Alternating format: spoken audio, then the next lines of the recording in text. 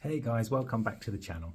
So I'd like to do a quick video about perfectionism and trying to beat perfectionism when you're speaking English.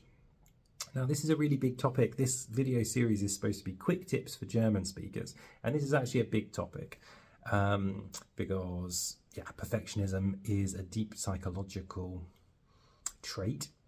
But it's also true that it's a stereotype, but it's true that in German there is more of an emphasis and a value on precise, exact language, more than in English perhaps.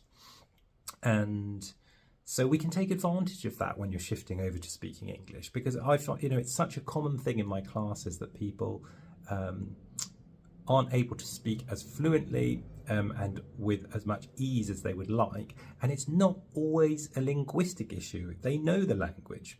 It's more this idea that they're searching for perfect words, but perfection really doesn't exist. Now, there is no perfect word. So we've got to try to return to this idea more of good enough communication and trying to value more the sense of flow rather than looking for that perfect word.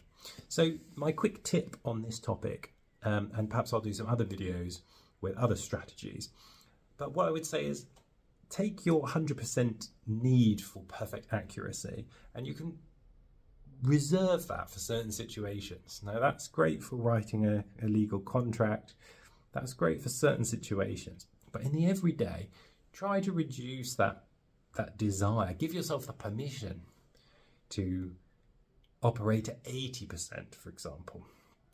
Yeah, you didn't find the perfect word, but you found the good enough word. It was 80%.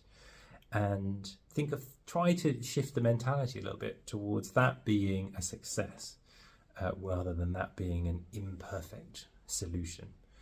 So I know it's difficult. It's not something which can be easily tackled, but it's one of these things with just beginning to change the mentality a little bit. You can see results.